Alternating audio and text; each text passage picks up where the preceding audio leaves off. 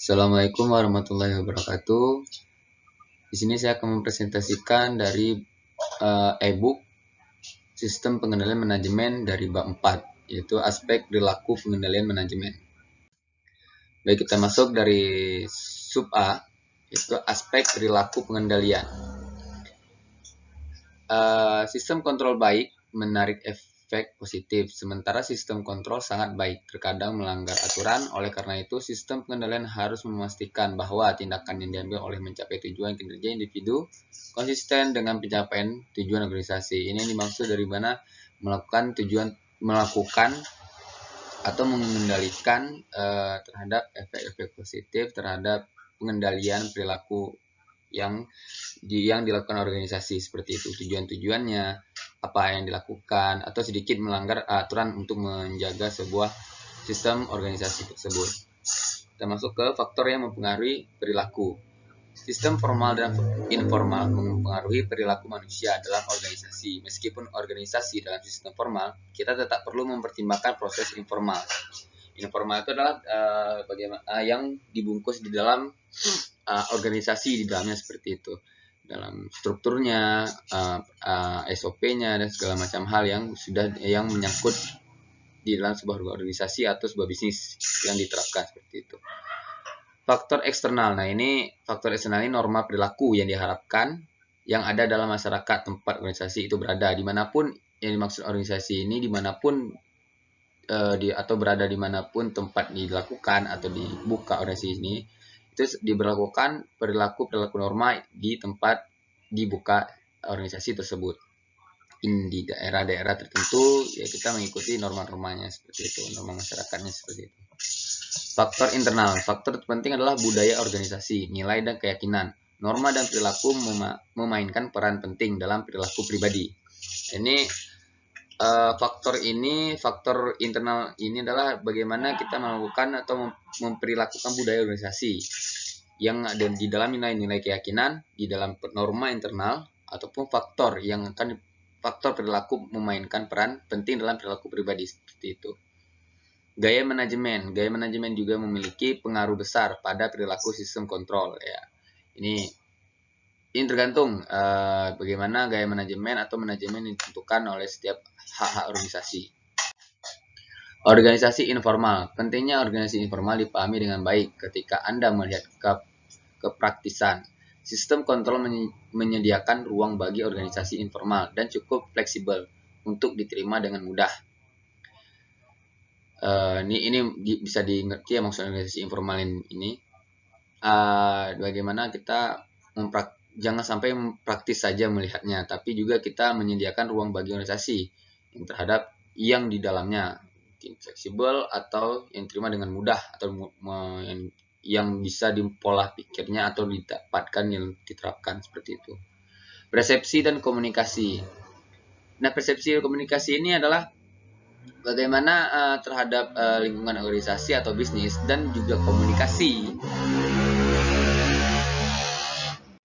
Ya, persepsi dari komunikasi terhadap organisasi ini sangat berlaku di setiap pengendalian informasi di dalam sebuah organisasi.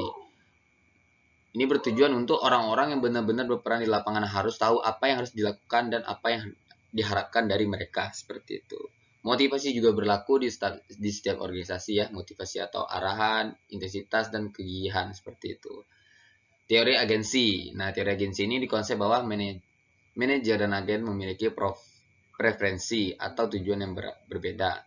Teori ini mengasumsikan bahwa semua individu bertindak dalam kepentingan mereka sendiri. Seperti itu. Ini teori-teori agensi. Bagaimana manajer memberi konsep terhadap preferensi dan tujuan yang berbeda atau memberikan penerapan terhadap agen-agennya seperti itu. Memberikan konsepnya. Mekanisme kontrol. Kontrak pengawasan dan insentif adalah dua mekanisme kontrol yang diusulkan oleh teori keagenan seperti itu. Pemantauan. Nah, pemantauan ini adalah mungkin cross check terhadap barang, cross check terhadap kinerja, cross check terhadap pemantauan sistem, memantau perilaku agen, misalnya laporan, penilaian, keuangan dan kinerja adalah alat pemantauan seperti itu. terus menanyakan gimana perkembangan terhadap produk dan juga perkembangan terhadap organisasi seperti itu. Kontrak insentif. Prinsipal dapat mencoba membatasi preferensi yang berbeda dengan menetapkan kontrak insentif yang sesuai. Berdasarkan pengakuan kinerja, semakin banyak agen memberi penghargaan, semakin besar insentif bagi agen untuk berkembang. Ini adalah yang dimaksud memberikan sebuah maaf saya lupa, memberikan approach atau memberikan sebuah hadiah terhadap agen yang sudah melakukan kinerja yang bagus dan meningkat seperti itu. Moralitas, nah ini moralitas juga harus ada di setiap fenomena kelompok dan dalam beberapa kasus juga dianggap sebagai fenomena individu seperti itulah dalam moralitas dianggap sebagai fenomena. Oke. Semangat dan kontrol. Nih, ini juga harus dimiliki terhadap organisasi atau di sebuah bisnis ya, di setiap lakukan sebuah penjualan setiap organisasi diterapkan semangat dan kontrol terhadap kinerja mereka atau produktivitas demikian pula. Seperti itu mungkin tingkat moral mendorong tingkat kontrol ya. Ini maksud dari semangat dan kontrol seperti itu. Kita masuk ke manajemen partisipatif. Ini keuntungan manajemen partisipatif. Nah, ini manajemen partisipatif ini adalah metode pemberian tanggung jawab, akuntabilitas, dan kekuasaan pada pekerjaan karyawan. Ini harus dimiliki, sangat penting ya di dalam keuntungan manajemen partisipatif di yang saya jelaskan manajemen partisipatif ini. Lanjut. Ini adalah ada lanjutan, yaitu kita dapat mengatakan bahwa manajemen partisipatif secara tidak langsung mendorong mekanisme pengendalian diri ya. Ini maksudnya pengendalian diri di manajemen partisipatif ini adalah kita harus bisa mengontrol atau mendorong pengendalian diri kita terhadap yang lebih kuat daripada mekanisme kontrol lainnya seperti itu. Mungkin ada efek terhadap apa-apa yang muncul di sebuah mekanisme manajemen partisipatif tersebut. Seperti itu. Perlawanan terhadap proses manajemen partisipatif. Nah, ini karya Wilfred Bion pada proses kelompok ataupun apa yang ia sebut sikap melawan ataupun lari. Ataupun ketergantungan selalu demikian dimainkan di sebagai besar organisasi birokrasi. Ini pahami mungkin birokrasi yang terhadap itu mungkin di universitas ada birokrasi, terhadap perusahaan juga ada birokrasi, dan setiap industri juga ada birokrasi seperti itu. Tata cara efisien buat mengolah tipe suasana ini merupakan dengan meyakinkan orang ataupun kelompok kalau pergantian tersebut merupakan buat kepentingan terbaik organisasi. Kurva pembelajaran. Nah, ini kurva pendidikan mengacu pada representasi grafis dari tingkatan rata-rata. Pendidikan buat suatu kegiatan ataupun perlengkapan. Ini adalah kurva pendidikan yang mengacu pada representasi seperti itu. Masuk ke sebagian besar tugas jadi lebih kilat dengan latihan. Nah, ini tingkatan serta wujud revisi merupakan tugas yang lumayan universal. Polanya merupakan kenaikan yang kilat diiringi oleh kenaikan yang terus menjadi kecil dengan latihan lebih lanjut. Seperti mungkin melatih sebuah apa yang udah kita lakukan, apa yang udah kita belajar, apa yang kita lakukan itu harus diasah lagi ya, asah lagi terus dilatih seperti itu. Lanjut, kita masuk ke lanjut sub B, yaitu akuntansi sumber daya manusia. Nah, ini konsep akuntansi sumber energi manusia berasal dari masa saat ini ya, masa era global sekarang ini. Apa itu akuntansi sumber energi manusia? Apa itu sumber energi manusia? Ini saya mengambil referensi dari Komite Asosiasi Akuntansi Amerika tentang akuntansi sumber energi manusia di tahun 1973. Sudah mendefinisikan akuntansi sumber energi manusia selaku proses mengenali serta mengukur informasi tentang sumber energi manusia serta mengomunikasikan data ini kepada pihak yang berkepentingan. Seperti itu yang dimaksud oleh akuntansi sumber energi manusia. Nah, ini ada lagi Kenapa akuntansi sumber energi manusia? Bagi Likert di tahun 1971, Human Research Accounting itu adalah akuntansi sumber daya manusia melayani tujuan berikut dalam suatu organisasi. Ini adalah ada poinnya yang saya buat, yaitu membuat keputusan manajemen, memantau pemakaian sumber energi manusia secara efisien, membagikan dasar yang kokoh serta efisien, mengembangkan prinsip-prinsip manajemen dengan mengklasifikasikan konsekuensi keuangan. Nah, ini poin-poin terhadap kenapa adanya akuntansi sumber daya manusia. Ini dari sumber Likert di tahun 1971. Kita lanjut ke pengukuran dalam akuntansi sumber energi manusia. Metode-metode berikut biasanya digunakan buat menghitung. Nah, ini ada beberapa metode yang menghitung nilai sumber energi manusia. Ya, ini adalah bagaimana menghitung, biasanya digunakan menghitung nilai sumber energi manusia. Itu evaluasi pada bayaran, evaluasi bayaran murah, dan evaluasi bayaran penggantian. Nah, ini adalah metode-metode penilaian, menghitung nilai sumber energi manusia yang jadi atensi. Oke. Kita lanjut. Ini ada sub lagi, yaitu kontrol manajemen pengetahuan. Sistem kontrol manajemen pengetahuan. Ya, ini mungkin paham juga yang dimaksud kontrol manajemen pengetahuan ya. Ini merupakan pendekatan organisasi buat menjembatani kesenjangan pengetahuan organisasi antara disiplin organisasi dengan sediakan proses tanpa kendala buat mengganti informasi bisnis jadi data pengambilan keputusan, seperti itu.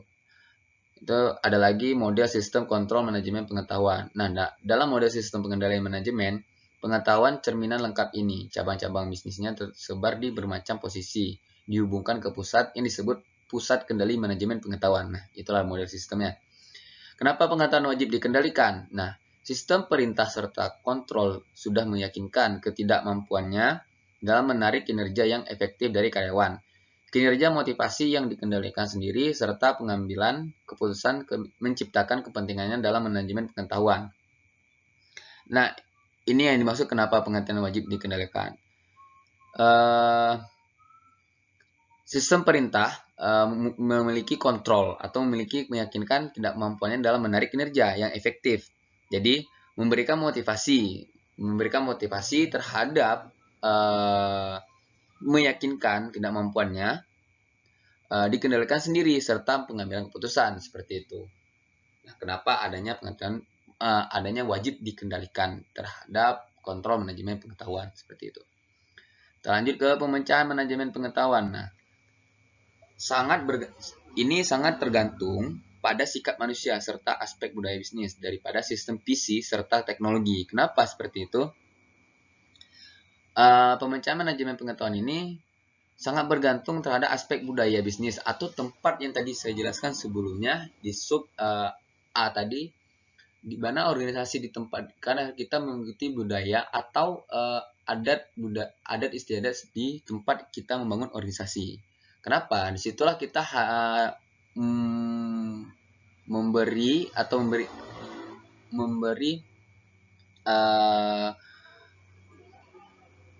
memberikan sebuah produk-produk kita yang dibutuhkan oleh sebuah tempat di budaya tersebut atau di tempat daerah yang kita bangun organisasi tersebut, seperti itu.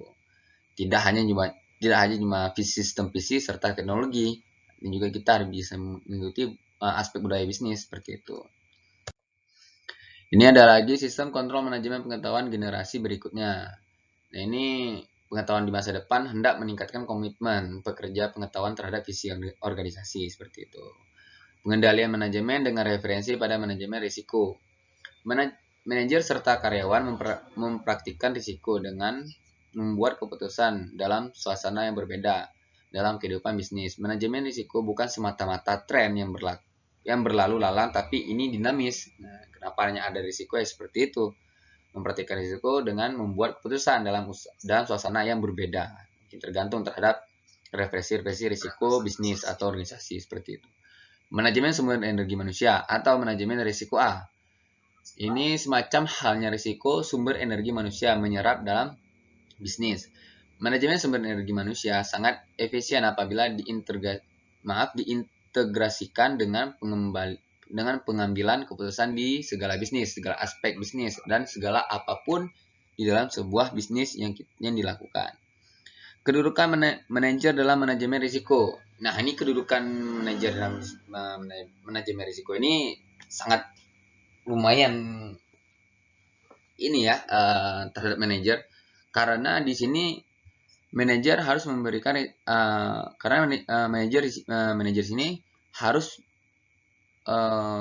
bertanggung jawab terhadap manajemen risiko serta manajemen sumber energi manusia, mewajibkan manajer mempunyai keahlian tertentu ya. Ini harus memiliki skill di bidang tersebut yang sangat khusus ya. Karena apa? Kalau tidak memiliki skill dari manajer terhadap mengenali manajemen sumber energi manusia, dan tidak bisa mengontrolkan semua aspek-aspek manajemen energi manusia, apalagi manajemen risiko terhadap sebuah organisasi dan bisnis seperti itu. Kepemimpinan serta kontrol. Tiap manajer sumber energi manusia mempunyai tanggung jawab kepemimpinan. Tidak terdapat sekelompok yang bisa mendekati tujuan mereka tanpa kepemimpinan yang efisien. Ini maksudnya adalah kepemimpinan serta kontrol ini, manajer harus memiliki leadership atau intelektual yang dibutuhkan terhadap posisi dia ini. Dan dia harus memberikan tujuan mereka tanpa kepemimpinan yang efisien. Ini harus memiliki tujuan-tujuan yang sangat penting terhadap sebuah organisasi agar meningkat sebuah bisnis di dalam organisasi tersebut. Lanjut, ini ada komunikasi, pelatihan, motivasi, konflik, dan evaluasi.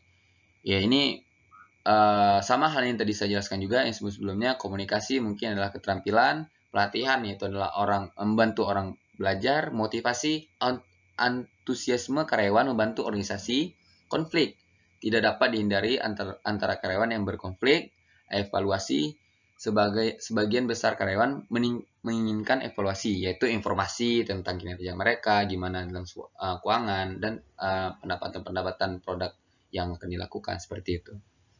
Lanjut. Baik, sekian dari presentasi PPT saya. Lebih dan kurang saya mohon maaf.